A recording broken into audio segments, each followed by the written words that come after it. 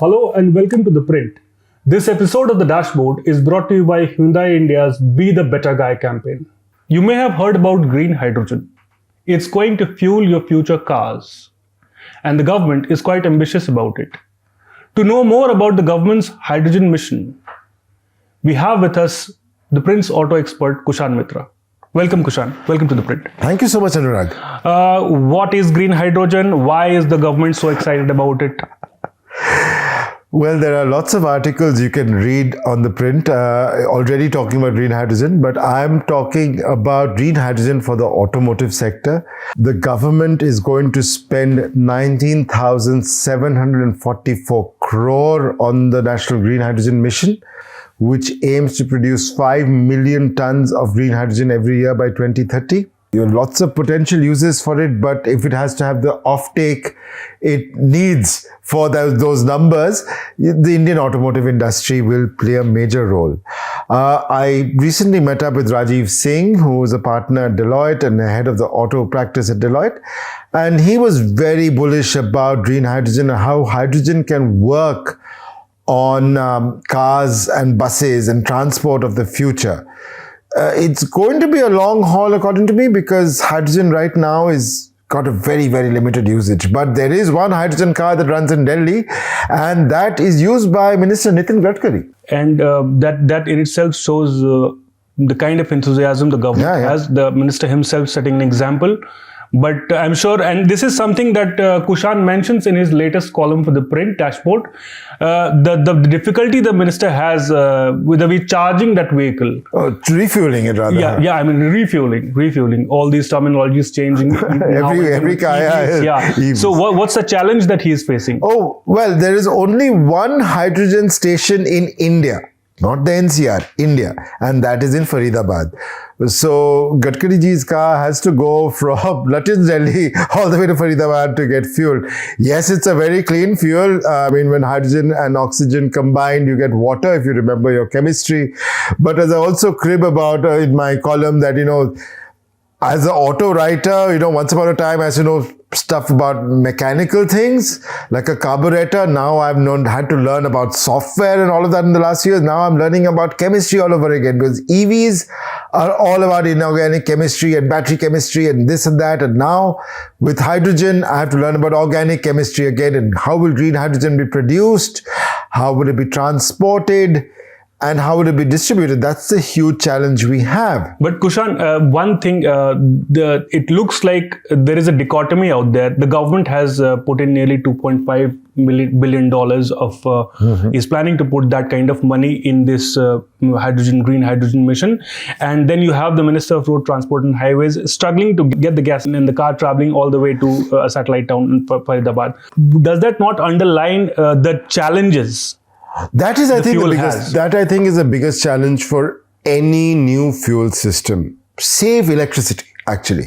And if that is so big a challenge, then why is the government so ambitious about it? Oh, because they think they can do something. See, let's be honest. India is not an energy-rich country. I mean, we are having to import coal as well, and we have coal in India. Right.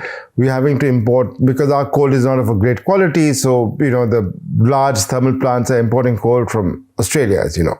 We don't have enough oil and gas. The new discoveries are helping, but as we learn, is only about 20% of our needs are fulfilled by domestic production. The advantage with hydrogen, and of course EVs as well to a degree, but the biggest advantage of hydrogen is that hydrogen can be produced locally. Green hydrogen, and the plan, as I've heard from people in government as well as some car companies, is that you run, say, a wind farm or a solar farm somewhere in a remote area, use that to split water into its constituent elements, which are hydrogen and oxygen, and then maybe convert the hydrogen into ammonia, which is NH4, just by adding nitrogen, and transport it over pipelines or trucks. And ammonia can also be used as a fertilizer, and then reconverted back to gas at Delhi. And then it will require huge investments in terms of distribution infrastructure and all of that. But the talk in government is that at the end of the day, despite the investments, we will save money. And the auto companies actually don't have to make huge investments in hydrogen combustion. Now, there are two types of ways hydrogen works on cars. One is the fuel cell EV. Fuel cells, if you know, in space missions, is using oxygen and hydrogen do not combust, they electrolyze, and that produces energy that is used to power in a fuel cell EV. The energy powers a battery and the battery powers the wheels. It's running like a hybrid. Rajiv of Deloitte told me his big hope is for hydrogen combustion.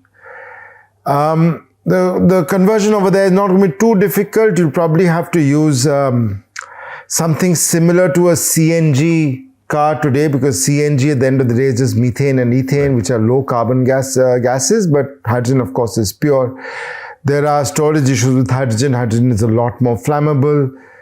But the government has its mission, and I think the government is very keen. It realizes the challenge for India's growth going forward is going to be energy. And you don't want to be beholden to the types of Qatar or the UAE or the Saudi Arabia, no matter how much our relations have improved. How do you explain the skepticism around it? Like, it has come straight from the likes of Elon Musk, who has just junked the idea of hydrogen as a fuel, and he is a voice to reckon with when it comes to clean energy, especially in auto. Definitely, Elon Musk is a voice to reckon with in social media and in electric vehicles.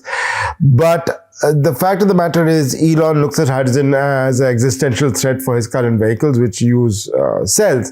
Elon's point is that cells will improve. But then again, one reason I don't always agree with Elon is that Elon, for a few years ago, was really promoting something called Hyperloop, which will, reduce long distance travel. And he sold Hyperloop so hard that many parts of the world cancelled high-speed rail projects. I mean, where there's required, like in California. Right.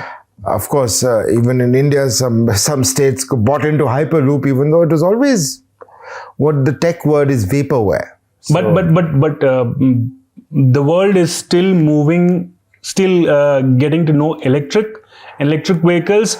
Then even before the adoption is complete, we have this hydrogen coming in. Could you explain in short what is the basic difference when it comes to the auto sector between the two fuels? Oh, wow. It's a massive difference. But there is one basic similarity, which is that both EVs and hydrogen vehicles are essentially zero-emission vehicles. Nothing comes out of an EV, doesn't even have a tailpipe. And hydrogen combustion, hydrogen, oxygen combine, and you get H2O, water. The differences are massive because, see, on EVs, you need batteries. Batteries have different chemistries. We found in our last episode, we spoke about lithium and how the find will change, but you need more than just lithium. You need phosphates, you need nickel, EVs aren't as clean as you think they are. However, they keep cities cleaner. Right. You are offsetting, because even the power is generated from coal in a country like India. So you're sending the pollution away from, say, a center of Delhi or a center of Mumbai to, say, some small village somewhere out, and they'll have the fly ash problem, but not my problem. Whereas hydrogen is cleaner to produce. It will require massive amounts of investments. I don't think 19,744 crore will be enough. But that's essential. But the commonality is that they will be zero emissions, and therefore your kids will not be subjected to, bad gases every day. Can we say that green hydrogen is, as of now, one of the very few truly green fuels? Yeah, it's cleaner than EVs at a level. Nothing is truly clean. You still have a production cost. We are still nothing. It is more sustainable than, say, EVs. Yes, it is more sustainable. It's a more sustainable fuel. But we have some time to go before you can get a truly... I don't think anything like free energy exists in the world. Right. And any talks on any sort of infrastructure development, because that's a challenge even the Western markets have. I was reading it somewhere that across all of the US, I think there are just about 25 or 30. I may be wrong. That very minuscule. Very few, and most very of them, few. and most of them are in California. Right. So when it comes to India, any news, any development on developing I'm assuming that, like the oil marketing companies, the Indian Oils, the Bharat Petroleums, Hindustan Petroleums will look at hydrogen because they see an existential threat to them from EVs. Right. And the OMCs, despite sometimes absorbing losses due to political reasons, have money. And I suspect they will make the investments in distribution. But of course, the plan is one thing, and we'll have to look at something going forward as well. Right. Well, that's green hydrogen. And as we mentioned at the start of the episode, this episode of the Print Dashboard has been brought to you by Hyundai India's Be the Better Guy campaign. To know more about it, Kushan was there at Hyundai India's Gurugram office. And here is a short interaction he had with one of the key officials there. We are here at the Hyundai Motor India Limited headquarters in Gurugram. And I'm here to talk to Puneet Anand, AVP, Hyundai Motor India Limited for Corporate Affairs, and about Hyundai Motors Be the Better Guy campaign. Puneet, you've been doing the Be the Better Guy campaign for a few years now. Can you please give us an idea of what the Be the Better Guy campaign is all about?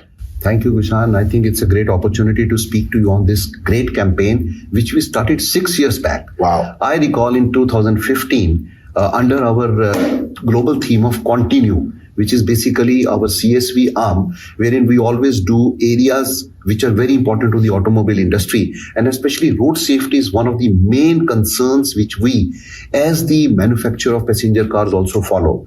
Now, if we recall, India has always been challenged by the number of road accidents and the fatalities which happen over there. And incidentally, we have been doing a lot of work with Ministry of Road Transport and Highway. And that's where Honorable Minister, Mr. Nitin Gadkari, when we met him, we started this campaign called #BeTheBetterGuy way back in the month of November 2015. This campaign was launched under the guidance of the Ministry of Road Transport, and that time we had roped in many celebrities also to develop a message which can make the people on the road more responsible citizen, both in the car as well as outside the car. So we have been continuing this thing this year in 2023, considering that India is rapidly becoming a very young, modern country. Our theme is Buckle Up Young India, because we feel that if we are able to make these young people the chain of change, then they can bring this most important behavioral aspects which can control the challenges which we see on the roads today in India. So, Puneet, you now have this new road just from here, from Manesar to Dausa, the first part of the Delhi-Mumbai Expressway, and you also have far higher speeds. But we also have, as you rightly said, a lot of road fatalities, and a lot of these road fatalities are because road users are not taking care of themselves. They are not, of course, belting up. But is this a bigger challenge as speeds will get higher thanks to such new roads? Well, actually, Kushan, it's a very, very good question. Now, let me give you some statistics. Let us look at the year 2020, which went by, and the year 2021, for which the Ministry of Road Transport has officially released statistics. What has happened is, over the last 2 years, the number of road accidents have actually gone up by 12%. In 2021, we had around 412,000 road accidents, and ultimately leading to almost 37% of them leading to fatalities, which was 153,000, which is again a growth of 17% over the year 2020. Now, it's not because of the fact that these roads are improving, because infrastructure is very important. But what we understand is that some of the times these road users or the drivers, are not adhering to those social standards. Like, for example, maximum road accidents happen because A, people are driving under the influence of alcohol, B, they are not wearing seat belts, C, they are increasing the speed, they're not driving within the speed limit. Some of them are also found driving on the wrong side. And now the challenge is people who are driving on the car with the mobile phone on is also becoming a very big challenge. So what we realized, and we did a lot of studies, we did a lot of researches, and what we realized, it is the behavior of the person. sitting behind the steering wheel, which makes all the difference. And if you recall, in 2016, when we had started the first campaign, that time we had brought children as one of the harbingers of this change. Because today, when you're sitting in the car with your family, you may not realize it, but if your child says, "Ke Papa, please wear your seat belt," or "Papa, don't cross the red light," or "Papa, don't drive under the influence of alcohol," such things can really change your behavior, and you obviously will always try to change your mindset and become more responsible, both as a road user as well as a pedestrian. And that's where I think our working with the Ministry of Road Transport and various NGOs and various bodies will be able to bring this chain of change which we want to put in this country. So, Puneet, I want to get to one of my personal issues, which is that since I have a very young child, that many people don't use child safety or what you call child restraint systems, which is what the accident testing is called. Also, at the same time, you said you brought in children. Will a campaign like #BeTheBetterGuy go to schools and educate the future road users about safety? Yes. In fact, I'll tell you that we are not doing only one campaign. We are doing multiple campaigns which are changing the mindset of the people. For example, we have started a campaign 2 years back called Mission Gurugram, which was very successful in the country, and we extended it to Mission Chennai. Under this campaign, apart from changing the behavior of the people on the road, we are also inculcating very important health standards. For example, today a public transport bus being driven by a public transport driver of say 40 years of age may not know that he's suffering from blood sugar. He may not know that he's having some challenge in his eyesight.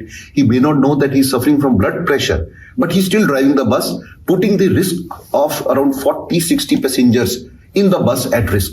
So we have started this campaign. We are also going to various public sector areas like the bus depots, the car parking sheds, where we are advising them, checking their health, giving them necessary medication, and also changing the behavior by giving them necessary road traffic education. We have been very successful in this because all the local transport departments, whether it is the Haryana state, whether it is Delhi state, whether it is Tamil Nadu state, all of them are cooperating, and they are very happy that there is somebody who's not even only thinking about the behavior, but also about the health aspects, because that's something which is very important. And that's why we feel that together as a family, we can bring this big change in both the lives of the public sector drivers and also the people who are driving private cars. And that is our mission under the theme of Continue, which is our global CSR initiative. Thank you so much, Puneet. So do keep watching episodes of The Dashboard, which are going to be brought to you by #BeTheBetterGuy for the next couple of months. I'd like to thank Puneet Anand again for speaking to us about these important issues. And yes, like he rightly said, if you have a driver, if you use a driver, please go get his health checked up as well, because it is very important that your driver's health, because you're trusting your life, your family's life to your driver. And today, when I was coming to Gurgaon, I saw people hunched over the seat. Obviously, both Puneet and I have corrective eyewear, but many people do not have corrective eyewear. Please get your eyes checked up. That's how you can be the better guy, by making sure that people who drive your cars, whether it's your kids, whether it's your wife, your parents, your drivers, are in the good health as well. Thank you, Puneet. Thank you again. Thank you. Pleasure meeting. Thank you. Well, that was some interesting bit of information. In fact, 1.73 lakh people lost their lives on the roads in 2021. So to know more about road safety and to know more what Kushan learned there, Kushan. Well, a very interesting interaction with Puneet, who's been an old friend, but far too many people die on our roads, and a lot of those are because you as a road user do not take the precautions yourselves. And those precautions including buckling up. Please remember to wear your seatbelts. Many deaths happen because of that, because people don't wear the seatbelts at the back. We discussed Cyrus Mystery's death in a previous episode. So there's a lot of that going around. So be the better guy by Hyundai essentially means that you do the right thing. You wear a seatbelt. You wear your helmet, you use a child seat, and you don't poke your child's head through the sunroof. Be the better guy on our roads. Well, that's a constant that you have to keep it in your mind. Kushan, before you leave us for this episode, what else should we expect in dashboards? Next episode, we can talk about what my next column is going to be about, which is going to be the infotainment systems in cars, which are getting fancier and fancier. And I will be taking a nice car out on the new stretch of the Delhi-Mumbai Expressway. I don't know which one is yet. I hope it's a convertible, but I don't know. And we'll see a video on that as well. And we'll be going there to see how the road is. We're not just going to talk about the infrastructure. We're just going to drive through the road, of course, within speed limits, of course. And that's going to be up in the next episode. Well, that's it from us on this episode of Green Hydrogen. And for more details, read Kushan's latest column on the same subject. Thank you for watching.